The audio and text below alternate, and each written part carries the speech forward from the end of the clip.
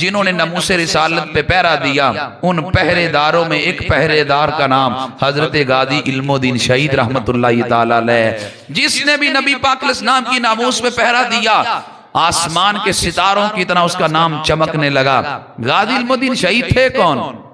हजरत गाजी इल्मुद्दीन शहीद रहमतुल्लाहि ताला अलैह 4 दिसंबर 1908 को सरजमीन लाहौर में पैदा हुए।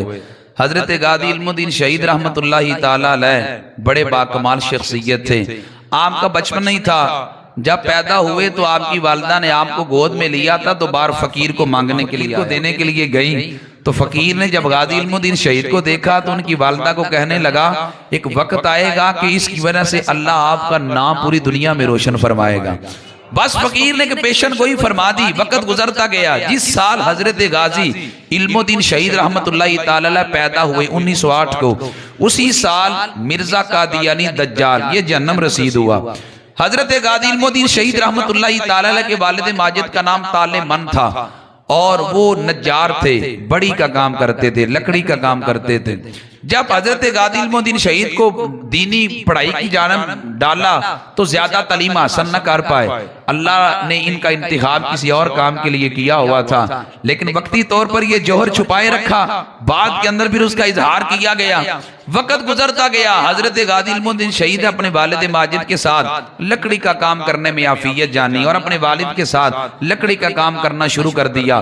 खैर, जब वक्त गुजरा, आपने जवानी में कदम रखा, वक्त बढ़ता गया, यहां तक कि एक राजपाल नामी शख्स ने बदनामी जमाना किताब लिखी और उसने मुबैयना तौर पे नबी पाक अलैहिस्सलाम की तौहीन की गई, नबी पाक अलैहिस्सलाम की अज़वाज की तौहीन की गई। जब ये बात आगे फैली, उलमा तक पहुंची, दिल्ली दरवाजे लाहौर के अंदर उलमा ने ये एक जलसा किया। उस जलसे के अंदर उलमा ने खिताब किए और उस जलसे के अंदर जब उलमा ने खिताब किए तो गाजी इल्मुद्दीन शहीद अपने घर में काम से पलट रहे थे। रात का वक्त था। जब खड़े आलिम की गुफ्तगू सुनने लगे, वो आलिम खिताब कर रहा था, वो आलिम तकरीर कर रहा था। दौरान तकरीर उसने सारी बात सुनाई कि राजपाल ने नबी पाक अलैहिस्सलाम की गुस्ताखी की है और जो नबी पाक अलैहिस्सलाम का गुस्ताख है उसे जिंदा रहने का कोई हक हासिल नहीं है। ये बात जब की तो गाजी इल्मुद्दीन कहते हैं, वो बात मेरे दिल पे जाके लगी, दिल बर्दाश्ता हो गया। वो कौन सा बदनसीब है कि जिसने हमारे नबी पाक अलैहिस्सलाम के बारे में इतने नाज़ेबा जुमले लिखे अपनी किताब के अंदर। आप कहते हैं मेरे अंदर बड़े गम और गुस्से की लहर। मैं घर में गया, माँ बाप बैठ के यही बात कर रहे हैं कि जिसने नबी पाक अलैहिस्सलाम की गुस्ताखी की है उसे जिंदा रहने का हक हासिल नहीं है।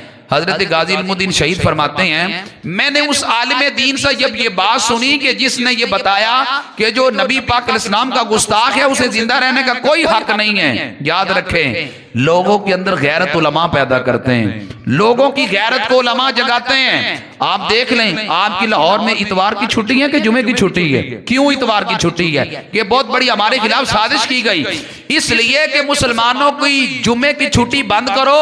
ये मस्जिदों में ना जाएंगे, ना उलमा से गैरत की बातें सुनेंगे, ना इन्हें पता चलेगा हमारा दीन क्या कहता है। ये इसी तरह अपनी जिंदगी गुजार जाएंगे। ये बहुत बड़ी, आप लाहौर में जाके देखें, सारी मार्केट खुली है और लोगों ने जुम्मा पढ़ने तब जाना है जब इमाम अरबी खुतबा शुरू करने वाला होता है। जब किसी इमाम की बात ही नहीं सुननी, उसे खाक समझ आएगी इस्लाम क्या है, उसे खाक समझ आएगी दीन क्या है। मैं अक्सर जगह पे दुरूस कुरान के लिए जब जाता हूं तो मैं आखिर पे कहता हूं भाई किसी ने कोई सवाल करना तो कर ले। मैं एक जगह पे था तो मैंने कहा किसी ने सवाल करना तो कर ले, किसी ने सवाल ना किया। आखिर पे मैंने कहा भाई तुम सवाल नहीं करते तो मैं कर लेता हूं। लोगों ने कहा जी आप कर लें। मैंने कहा जी बताएं गुस्ल के फर्ज कितने हैं? एक सफेद दाढ़ी वाले बाबा जी ने हाथ खड़ा किया, जी मैं बताता हूं। मैंने कहा जी बताइएगा। उन्होंने कहा जी गुस्ल के 4 फर्ज है। मैं शर्म से पानी पानी हो गया। मैंने कहा जिस दौर में हम अपने बूढ़ों को भी गुस्ल के फर्ज याद ना करवा सके, उस दौर की अमर क्या हमने दीन का काम किया है, कहां हमने जिंदगी गुजारी है। हजरत गाजी इल्मुद्दीन शहीद कहते हैं मुझे ये गैरत की बात उलमा से मिली। अगर हम दुनिया के अंदर एक शख्सियत तो ऐसी होनी चाहिए कि बंदा जिसके पीछे आंखें बंद करके चलता हो, बंदा जिसकी बात को दिल से तस्लीम करता हो, बंदा जिसकी बात अपने सर पे रखता हो। लेकिन अब ये उलमा का मुकद्दस शोबे को भी हमने अपनी अफवाहों की नजर कर दिया। अब उलमा के खिलाफ भी लोग लंबी लंबी जुबानें खोलने लगे। अब उलमा का तकद्दुस भी पमाल किया जाने लगा। सारी जिंदगी मुक्तदी अपने इमाम से पीछे होता है, हर जगह पे अपने इमाम के पीछे होता है। लेकिन एक वक्त ऐसा भी आता है कि जब मुर्दा आगे होता है और ये पीछे होता है, लेकिन वो कब आगे बढ़ता है? जब उसकी गैरत ईमानी मर चुकी होती है, फिर वो अपने ईमान से आगे बढ़ता है, वगरना वो हमेशा अपने इमाम के पीछे रहता है। उसकी कदर कीमत, अक्सर लोगों को मैंने सुना है कि जिस वक्त घर में झगड़े की कैफियत बन जाए तो कहते हैं हम अपनी बीवी को तलाक दे देंगे। तो मैं अक्सर उन्हें कहता हूं तुम्हें बीवी की 5 बातें नापसंद है कि 10, चलो 20 बातें नापसंद होगी। तुम 20 बातों की वजह से औरत को तलाक देते हो, तो जिससे निकाह करोगे अगर उसकी 30 खामियां हुई उसमें, तो फिर क्या करोगे? क्या गारंटी है तुम्हारे पास कि इस औरत में 20 खामियां हैं तो आने वाली में कुछ भी खामी नहीं होगी? तो हमारा दीन कहता है हद्दुल मकदूर तुमने बिसाने की कोशिश करनी है। उलमा के अंदर भी अगर शरी कोई उज़र ना हो, अगर हद्दुल मकदूर उलमा से प्यार करे, मोहब्बत करे, हमारी आकबत का इसमें भला है, आकबत की बेहतरी है। हजरत गाजी इल्मुद्दीन शहीद कहते हैं गैरत की बात मुझे मिली, मैं रात घर में गया, मैं जाके सो गया। को बुजुर्ग मेरी ख्वाब में आके फरमाने लगे इल्मुद्दीन देर ना करो, जिसने नबी पाक की गुस्ताखी की है जाकर उसे जहन्नम रसीद करो। हजरत गाजी इल्मुद्दीन कहते हैं मुझे ख्वाब में आके किसी ने बताया तो मेरी आंख खुल गई। मैं देर तक सोचता रहा ये कौन थे जो मेरी ख्वाब में आके मुझे बता गए और मेरा इंतखाब कर गए कि तुमने उस गुस्ताख को कत्ल करना है। मेरा विजदान ये कहता है वो या तो शेख अब्दुल कादिर जिलानी थे या दाता गंज बख्श अली हजवेरी थे, इसलिए कि नबी के गुस्ताखों को ठिकाने लाने की ड्यूटी हजरत शेख अब्दुल कादिर जिलानी ही अक्सर तौर पे अदा करते हैं। हजरत गाजी इल्मुद्दीन शहीद कहते हैं मैं उठा, फरमाते मैं फजर मस्जिद में पढ़ने गया, मैं फजर पढ़ के जब देर से निकलने लगा तो मैंने देखा एक बाबा अपनी चादर में मुंह करके ऊंची ऊंची रो रहा है। गाजी इल्मुद्दीन कहते हैं मैं बाबे के करीब गया, मैंने कहा बाबा क्या मसला बन गया, कितनी बेदर्दी से रो रहे हो? बाबा कहने लगा इल्मुद्दीन मुझे घर का झगड़ा नहीं, घर का मसला नहीं, कारोबार की वजह से नहीं रो रहा। पूछा फिर क्यों रोते हो? वो बाबा कहने लगा मैं इसलिए रोता हूं कि यहाँ राजपाल ने नबी पाक की गुस्ताखी की है और मैं अपने बुढ़ापे की वजह से बदला नहीं ले सकता, मैं अपनी बेबसी पे रो रहा हूं। मैं कह रहा हूं या रसूल अल्लाह सल्लल्लाहु अलैहि वसल्लम आज मेरे अंदर कुव्वत और ताकत होती मैं आपके गुस्ताख से बदला लेता। गाजी इल्मुद्दीन कहते हैं जब बाबे ने ये जुमले बोले मेरे अंदर आग सी लग गई। गाजी इल्मुद्दीन कहते हैं मेरी 21 साल उम्र थी, मैंने माँ से कभी पैसे नहीं मांगे थे। मैंने जाकर माँ को कहा अम्मा मुझे पैसों की जरूरत है। माँ परेशान होगी कि बेटे ने कभी पैसे नहीं मांगे और आज बेटा पैसे मांग रहा है। गाजी इल्मुद्दीन कहते हैं मैंने माँ से 1 रुपया लिया, आत्मा राम कबाड़िए के पास गया, मैंने खंजर लिया। गाजी इल्मुद्दीन कहते हैं खंजर लिया, मेरे वालिद मुझे कहने लगे कान की घर से हमने एक दूर इलाके में जाना है। गाजी इल्मुद्दीन कहने लगे मैं रात सोया, बुजुर्ग आके फिर मुझे कहने लगे जल्दी कर वगरना बाजी किसी और ने ले जानी है। गाजी इल्मुद्दीन कहते हैं मैंने जल्दी से फिर खंजर लिया और फरमाते हैं कि मैं मार रोड पे जहां राजपाल आके बैठता था वहां मैंने करीब खोखे वाले से पूछा यहाँ राजपाल का दफ्तर कहाँ पे? उन्होंने बताया जी वो सामने जो दफ्तर है वो राजपाल का, लेकिन अभी नहीं आया, जब वो आएगा तो मैं आपको बतलाऊंगा। लेकिन जब वो आता है तो पुलिस भी उसकी हिफाजत के लिए आ जाती है। गाजी इल्मुद्दीन कहते हैं मैं खड़ा रहा, इतने में वो राजपाल गुस्ताख आया, अभी अपने दफ्तर में जाके पूरा बैठा भी नहीं था, पुलिस को अभी उसने कॉल करनी थी। गाजी इल्मुद्दीन कहते हैं कि मैं अंदर चला गया और जाकर मैंने अपने खंजर से इतने वार किए, छोड़ा तब जब वो जमीन पे गिर चुका था।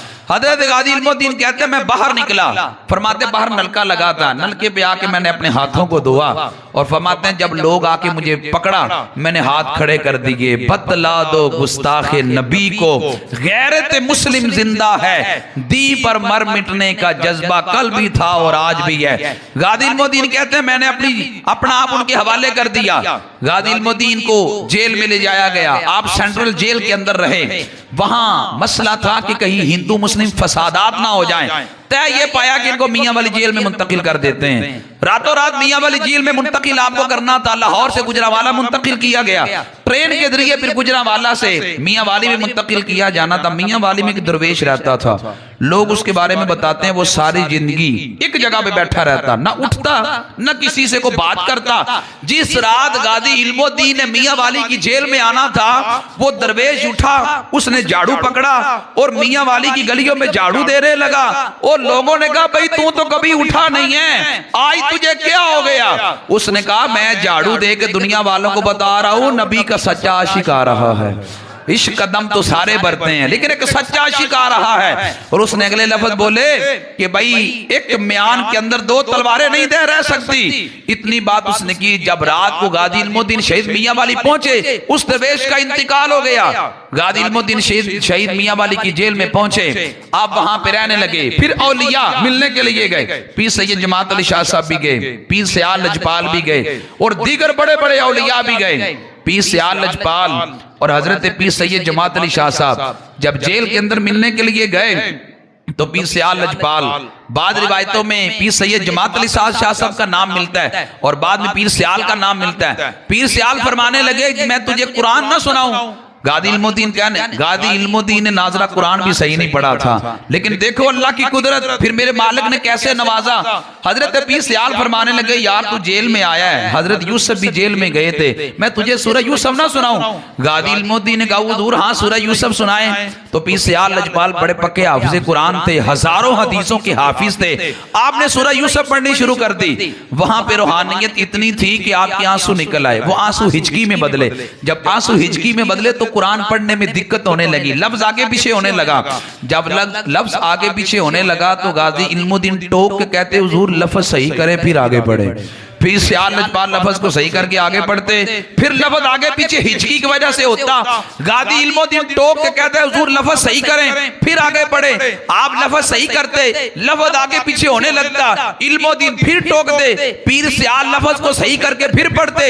हजरत पीर सयाल कहते मैंने सूरह यूसुफ तो की मुकम्मल, लेकिन मैंने पूछा ओ इल्मुद्दीन बता तो सही, ओ तू तो नाजरा भी सही नहीं पढ़ता था, आज मेरे जैसे पक्के हाफिज की गलतियां कैसे निकालने लगा? इल्मुद्दीन ने कहा हुजूर आप जैसा वली ना होता तो मैं ना बताता, आप जैसे वली मेरे सामने मौजूद है इसलिए बता रहा हूं। हुजूर आपने कुरान तो फट्टी पे बैठ के किसी हाफिज कुरान से पढ़ा होगा, लेकिन यहां जब रात पड़ती है तो मदीने वाला कुरान पढ़ाने आप ही आ जाता है। ओए कर जिक्र मदीने वाले दा इहदे विच भलाई तेरी है, एक वार तो हो जा सोने दा फिर सारी खुदाई तेरी है। ओनू वक्त सलामा करदा है ओदा हर कोई पानी भरदा है, जग मंगता ओदे दरदा है जिदे कोल गदाई तेरी है। हजरत गाजी इल्मुद्दीन ने छिले नहीं काटे, नबी पाक अलैहिस्सलाम से वफा की है, मालिकों ने दुनिया कदमों में डाल दी है।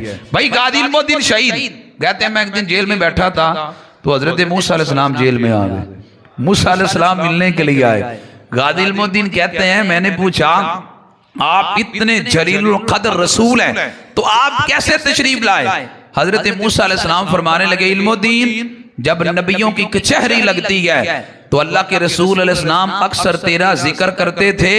मैंने कहा मैं देख के तो आऊं इल्मुद्दीन बंदा केड़ा है, मैं मेरा दिल ये कहता है। गाजी इल्मुद्दीन भी कहते होंगे जब तक बिके न थे कोई पूछता न था, आका आपने खरीद कर हमें अनमोल कर दिया। गाजी इल्मुद्दीन शहीद रहमतुल्लाहि ताला अलैह, आपको जब फांसी दी जानी थी तो आखिरी रात आपकी जेल के अंदर, जेल का जो सुप्रीडेंट था उसका नाम नवाब था। वो नवाब दीन कहता है कि आखिरी रात थी, सुबह फजर के बाद आपको फांसी दी जानी थी। वो नवाबुद्दीन कहता है कि रात के जब 3 बजे तो अचानक जेल के अंदर रोशनी हुई। वो कहता है जब जेल में रोशनी हुई तो यूं लगता था कि कोई इल्मुद्दीन के साथ बातें कर रहा है।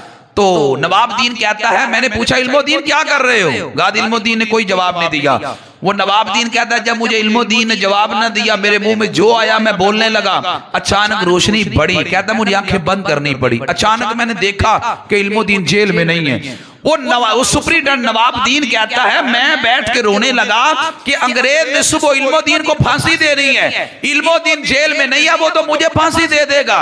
वो नवाबुद्दीन कहता मैं रोता रहा। कुछ 4 बजने के करीब वो फिर रोशनी हुई, मैंने देखा कि इल्मुद्दीन जेल में बैठा हुआ है। नवाबुद्दीन कहता मैं अंदर गया, मैं कदमों में गिर गया। मैंने कहा इल्मुद्दीन तेरे कदमों को हाथ लगाता हूं, बता किधर गया था। कहा जिंदगी का राज है मैं नहीं बताऊंगा। नवाबुद्दीन ने कहा मैं तुझे रसूलुल्लाह सल्लल्लाहु अलैहि वसल्लम का वास्ता देता हूं, बताओ किधर गया। नबी पाक अलैहिस्सलाम का वास्ता दिया। गाजी इल्मुद्दीन शहीद फरमाने लगे तुमने बड़ा वास्ता दिया, अगर ये ना देते तो ना बताता आज मैं गया किधर था। गाजी इल्मुद्दीन कहने लगे यहाँ नबी अलैहिस्सलाम के हुक्म से मौला अली तशरीफ लेके आए थे, मुझे अपने साथ लेकर हुजूर की कचहरी में चले गए। जब मैं नबी अलैहिस्सलाम की बारगाह में पहुंचा तो नबी अलैहिस्सलाम फरमाने लगे इल्मुद्दीन यहाँ रहना चाहते हो तो रहो, अगर औज इज्जतें समेटना चाहते हो तो वापिस चले जाओ।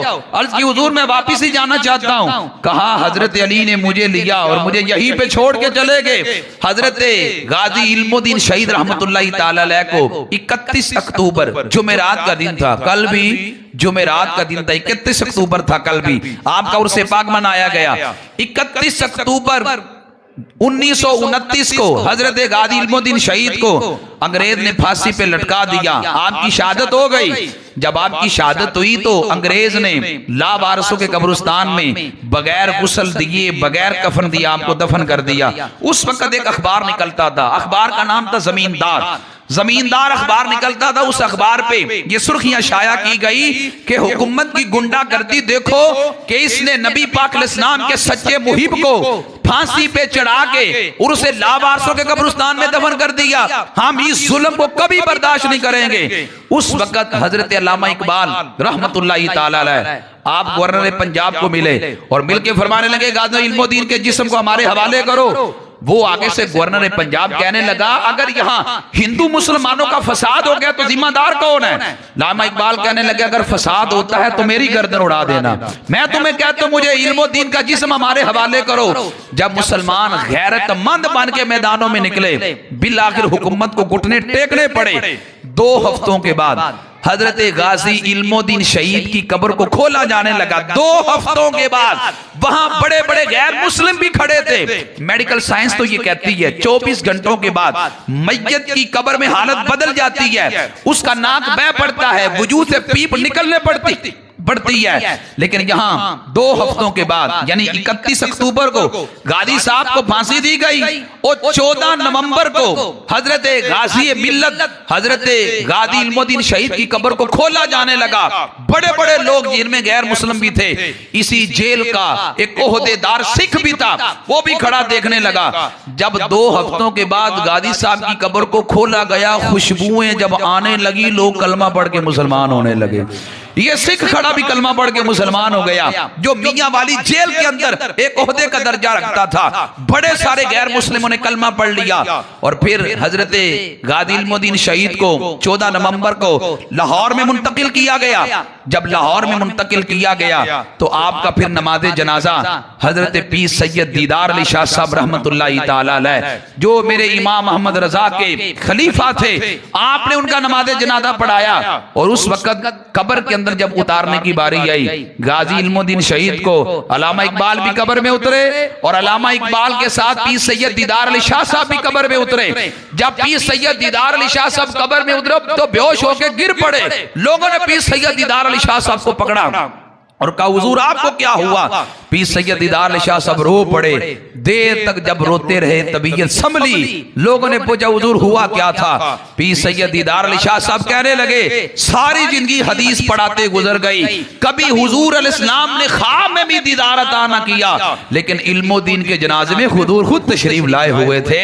मैं ये मंजर देखकर बेहोश हो गया। हजरत गाजी इल्मुद्दीन शहीद रहमतुल्लाहि ताला अलैह ने टोटल 21 साल उम्र पाई है यार। 21 सालों में क्या चिल्ले काटे हैं, क्या किया है, हुजूर अलैहिस्सलाम से वफा की है, हुजूर अलैहिस्सलाम से मोहब्बत की है, कितना बड़ा नाम पैदा कर गए सिर्फ 21 साल उम्र मुबारक के अंदर। यहाँ ज्यादा इबादतें नहीं देखी जाती, ज्यादा रोजे नहीं देखे जाते, हुजूर अलैहिस्सलाम से सच्चा प्यार देखा जाता है। लेकिन मैं प्यार पैदा करने का नुस्खा भी बताऊंगा, प्यार पैदा कैसे करें। जुमले को एक बार नहीं बार बार सोचना। अगर आप चाहते हैं कि आपकी औलादों में नबी अलैहिस्सलाम का प्यार पैदा हो जाए, तो आप जब हुजूर अलैहिस्सलाम का नाम आए अपनी आंखों से आंसू बहाओ। बच्चा पूछे पापा आपको क्या हुआ है, तो आप बताएं हुजूर की मोहब्बत में आंसू निकल रहे हैं। आप जब अपनी औलाद के सामने हुजूर के प्यार में आंसू बहाएंगे, खुदा की कसम उठा के कहता हूं, ये आपके आंसू आपकी औलादों के अंदर हुजूर का प्यार पैदा कर जाएंगे, हुजूर अलैहिस्सलाम की मोहब्बत पैदा कर जाएंगे।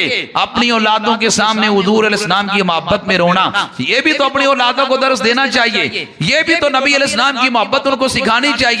बस मुख्तसर के साथ अर्ज करूंगा, एक बाप था, उसका इंतकाल हो गया, बेटा 5वीं क्लास में स्कूल में पढ़ता था, खैर वो 6ठी क्लास में हो गया। 6ठी क्लास में जब पहुंचा तो पहला दिन था, उस्ताद ने कहा बेटा पहला दिन ना किताब पढ़ने के लिए नहीं है, मैं कुछ सवाल कर दूं तुम मुझे जवाब दो। उस्ताद एक एक बच्चे से सवाल करने लगा, बच्चे जवाब देने लगे। एक बच्चे की बारी आई, वो सबसे लायक बच्चा था जिसने कभी 5 साल में मार नहीं खाई थी। उस्ताद कहता बेटा बताओ हमारे नबी पाक अलैहिस्सलाम का नाम क्या है। बच्चा हाथ बांध के खड़ा है, नाम नहीं बता रहा नबी अलैहिस्सलाम का। उस्ताद कहने लगा बेटा को ज्यादा मुश्किल सवाल नहीं किया, बताओ हमारे नबी पाक अलैहिस्सलाम का नाम क्या। बच्चा हाथ बांध के खड़ा, जवाब नहीं दे रहा। उस्ताद को गुस्सा आया, उस्ताद अपनी कुर्सी से उठा, बच्चे के पास चला गया, पूछा हमारे नबी पाक अलैहिस्सलाम का नाम क्या है। बच्चा जब तीसरी बार भी खामोश रहा, उस्ताद ने थप्पड़ एक यहां से दिया कि यहां से दिया, फरमाया तू जिद्दी बच्चा है, मुझे जिद तोड़नी भी आती है। उस्ताद कहने लगा मैं अगले पीरियड में आऊंगा तो मैं डंडा लेके आऊंगा। तफरी हो गई, सारे बच्चे बाहर निकल गए। सारे बच्चे हैरान इसलिए भी थे कि सवाल का जवाब भी मुश्किल नहीं है, और ये वो बच्चा है जिसने 5 सालों में कभी मार भी नहीं खाई, और आज उस सवाल के जवाब से मार खा रहा है जो मुश्किल भी नहीं है। जब तफरी हो गई, सारे बच्चे बाहर निकल गए, ये बच्चा देर तक बैठ के रोता रहा। उठा, नलके पे गया, उसने हाथ मुंह धोया, वापिस आया, उस्ताद डंडा लेके पहुंचा, बताओ हमारे नबी पाक अलैहिस्सलाम का नाम क्या है। बच्चे ने नजरें झुकाई, मोहब्बत के साथ कहा हमारे नबी पाक अलैहिस्सलाम का नाम है मोहम्मद मुस्तफा सल्लल्लाहु अलैहि वसल्लम। उस्ताद ने कहा पहले क्यों नहीं बताया। बच्चा खामोश है। उस्ताद फिर पूछता है पहले क्यों नहीं बताया। बच्चा फिर खामोश। उस्ताद ने बच्चे को पकड़ा तो मोहब्बत की अपनी कुर्सी के पास ले आया, क्या बेटा पहले क्यों नहीं बताया। बच्चा जब खामोश था, उस्ताद ने बच्चे को सीने से लगाया, छट दे बेदर्दानी यारी, ओए मते हो जावी दिल काला, इस कोलू तन्हाई चंगी जेड़ी बख्शे नूर उजाला, ओ की गम दी बोली समझे जेड़ा खुशियां दा मतवाला, ओए दर्द रमंदा दिया रमजा आजम ते कोई समझे दर्दा वाला। भाई दुखी की बात कोई दुखी समझता है, गरीब की बात कोई गरीब समझता है। उस्ताद ने जब सीने लगाया, बच्चे ने चीख मारी, उसने कहा मैं यतीम हूं, बाप का साया सर पे नहीं है। एक दिन मेरे वालिद ने मुझे अपनी गोद में बिठाकर मुझे ये कहा था बेटा जिंदगी में ये बात याद रखना, जब भी अपने नबी का नाम लेना बावुज़ू होके लेना। कहा जब आपने पहले पूछा नबी पाक अलैहिस्सलाम का नाम क्या है, मेरा वुजू नहीं था, आपने 2 थप्पड़ मारे, अगर मेरी जान भी ले लेते मैं अपने बाप से किया वादा फिर भी पूरा करता। जब तफरी हो गई, मैं नलके पे जाके वुजू करके आया, तो आकर मैंने बाप वुजू होके अपने नबी पाक अलैहिस्सलाम का नाम लिया। असल में मैं अपने बाप से किया वादा पूरा कर रहा था। आज भी मैंने कई नौजवानों को सुना है, वो कहते भाई ये काम मैंने नहीं करना इसलिए कि मेरे वालिद रोकते थे, बेटा ये काम कभी नहीं करना। यानी वालिद जब चला जाए तो बच्चे को बातें याद आती हैं। वो कहते मेरे वालिद ने ये करने से रोका था और ये करने का कहा था। आज अगर हम अपनी औलादों को बिठा के नबी पाक अलैहिस्सलाम की यूं मोहब्बत सिखाएं, उनको नबी अलैहिस्सलाम की प्यार की बातें सुनाएं और उनके सामने अपनी आंखों से हुजूर के प्यार में आंसू दिखाएं, तो फिर बच्चा पूछे पापा ये आंसू क्यों आए, आप कहे बेटा हुजूर अलैहिस्सलाम की मोहब्बत में आए। फिर जुमले, आखिरी जुमले में ये बार बार कहता हूं, बच्चे आपकी तबलीग से नहीं समझते जितना आपके रवैयों से समझते हैं। आप 3 घंटे किसी बच्चे को दर्स दें कि झूठ बोलना हराम है, 3 घंटे बच्चे को कहें कि गाली निकालना हराम है, और घर में कोई मसला बने तो आप बच्चे की मां को एक सांस में 3 गालियां निकाल दें तो बच्चा सोचेगा नहीं मुझे तो वालिद साहब कहते थे झूठ नहीं बोलना, खुद एक सांस में 4-4 निकाल रहे हैं। बच्चों पे बुरा असर पड़ता है। आप घर में अंदर लड़ाई झगड़े का माहौल बनाएंगे तो बच्चा यही घर से सीखकर बाहर में लड़ाई झगड़े का माहौल बनाएगा। भाई जब औलादे हो जाएं तो आपने संवरना है, अपने अंदर तब्दीलियां पैदा करनी है। आप वही झगड़े का माहौल रखेंगे, औलाद में मनफी असरात पड़ते हैं, वो फिर जड़ पकड़ते जाते हैं, वो फैलते चले जाते हैं। जब चीज जड़ पकड़ जाती है फिर निकालना चाहे भी तो निकल नहीं सकते। इसलिए अपनी औलादों के सामने जितना रवैया मुहज्जब रखेंगे उतना उन पे अच्छा असर पड़ेगा। जो बातें मैंने की आपने सुनी, अल्लाह मुझे और आपको भी अपनी औलादों को नबी अलैहिस्सलाम के आशिक बनाने की तौफीक अता फरमाए और उनके तरीके पे हम सबको चलने की तौफीक अता फरमाए। वमा अलैया।